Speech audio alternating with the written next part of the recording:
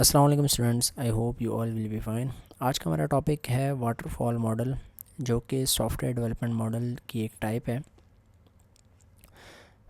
इस waterfall model में हमारे पास कुछ इस तरह के स्टेप्स आते हैं कि हमारे पास पहले रिक्वायरमेंट्स गैदर किए जाते हैं, फिर हमारे पास डिज़ाइन बनाया जाता है, फिर डेवलपमेंट की जाती है और टेस्टिंग की जाती है, डिप्लॉयमेंट और मेंटेनेंस। आप ये देखें तो ये एक वाटरफॉल जैसा एक पानी गिरता हुआ जो होता है उस टाइप का ये हमारे पास डिज़ाइन बन रहा है। यानी एक बार जो रिक्वायरमेंट गैदर कर ली है तो बस कर ली है, और फिर डिज़ाइन बनाया जा रहा है, फिर डिज़ाइन के बाद डायरेक्ट डेवलपमेंट की जा रही है, वापस पुराने स्टेप्स पे नहीं आया जा रहा। तो इसको वाटरफॉल मॉडल बोलते हैं। What is the waterfall model in the software development models? Waterfall model is a linear sequential approach in software development. It has 6 phases. Requirements हम लेते हैं, फिर डिज़ाइन UML डिज़ाइन वगैरह बनाया जाता है, डेवलपमेंट, टेस्टिंग, डिप्लॉयमेंट होती है, और फिर मेंटेनेंस होती है। Suitable for the project with well defined requirements and available resources. चूँकि ये एक ही बार का प्रोसेस होता है, रिक्वायरमेंट्स एक ही बार लेनी होती है, तो इसमें ये होता है कि इसमें हमारे पास ये तब उस प्रोजेक्ट के लिए किया जा सकता है जिसकी रिक्वायरमेंट्स हो वो वेल डिफाइंड हो और रिसोर्सेज पहले से अवेलेबल हो। Each phase must be completed before moving to the next phase, यानी फ़ेज़ को कंप्लीट होना चाहिए नेक्स्ट फेज़ पे जाने से पहले। रिक्वायरमेंट का जो फेज़ आता है, इसमें हमारे पास रिक्वायरमेंट गैदरिंग होती है। रिक्वायरमेंट गैदरिंग में हम क्या करते हैं, collect essential requirements from all stakeholders. पे रिक्वायरमेंट की एनालिसिस होती है, यानी eliminate incomplete and inconsistent requirements. फिर रिक्वायरमेंट स्पेसिफिकेशन होती है। सॉफ्टवेयर रिक्वायरमेंट स्पेसिफिकेशन डॉक्यूमेंट बनाया जाता है जिसके अंदर फंक्शनल और नॉन फंक्शनल रिक्वायरमेंट्स लिखी हुई होती हैं।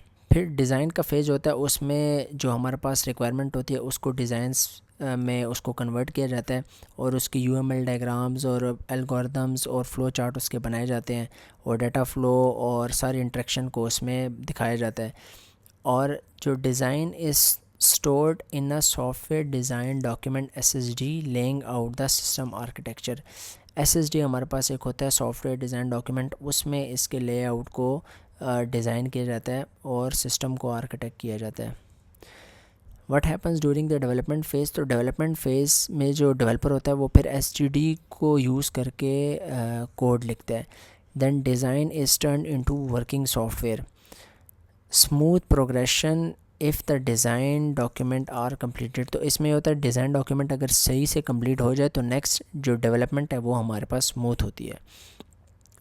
What happens during the testing phase? तो डेवलपमेंट के बाद टेस्टिंग होती है, और जो टेस्टिंग में कोड को टेस्ट किया जाता है बग्स और एरर्स के लिए, और अगर कोई एरर आ जाए तो उस कोड को फिर डिबग किया जाता है और मॉडिफाई किया जाता है।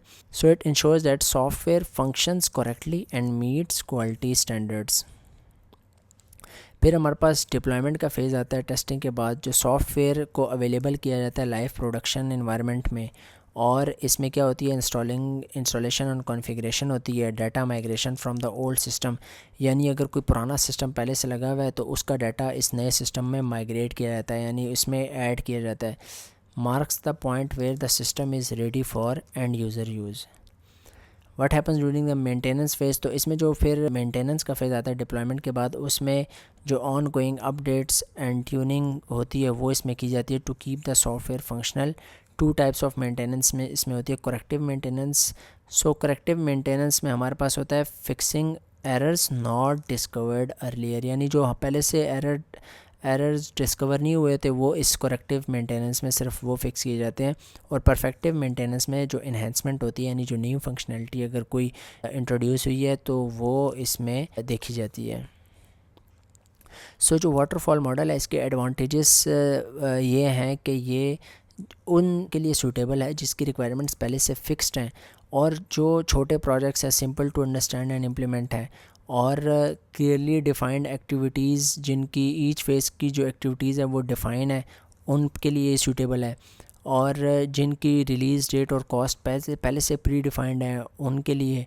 और जो easier to assign task to the team member, यानी जो इसमें टीम मेंबर्स को टास्क असाइन करना ईजी होता है, और वेल डॉक्यूमेंटेड प्रोसेस होता है, और एक्शंस और रिजल्ट्स होते हैं इसके। जो इसके डिसएडवांटेजेस हैं वो ये है इसमें कोई फ्लेक्सिबिलिटी नहीं होती, यानी ड्यूरिंग द प्रोजेक्ट आप इसमें कोई चेंज नहीं कर सकते रिक्वायरमेंट्स में, क्योंकि एक ही बार रिक्वायरमेंट हो गई है तो फिर वो आगे जाता रहेगा, नेक्स्ट स्टेप में वापस आप बैक नहीं आ सकते। ये इसकी एक डिसएडवांटेज है। दूसरा ये है कि लॉन्ग डिलीवरी टाइम इसका होता है, क्योंकि बहुत बड़ा डिलीवरी टाइम होता है, क्योंकि सारा एंड पे डिप्लॉय होने के बाद इसको डिलीवर किया जाता है, तो डिलीवरी टाइम बहुत ज़्यादा बढ़ जाता है। और इसमें high risk of project failure होता है, क्योंकि इसमें क्लाइंट को एंड पे जाके डिप्लॉय होने के बाद विजिबिलिटी मिलती है, तो उसकी फ़ीडबैक बहुत एंड पे जाके आती है, तो प्रोजेक्ट फेलियर के चांसेस भी होते हैं और पोटेंशियल डिससेटिस्फेक्शन की वजह से भी। और फिर लेट डिफेक्ट डिटेक्शन होती है, क्योंकि टेस्टिंग जो होती है ना वो परफॉर्म होती है डेवलपमेंट के बाद, तो इसमें कुछ हमारे पास डिफेक्ट्स रह भी जाते हैं। सो उम्मीद है आपको समझ आ गया होगा। इंशाल्लाह नेक्स्ट वीडियो में मिलते हैं। टेक केयर, अल्लाह हाफिज़।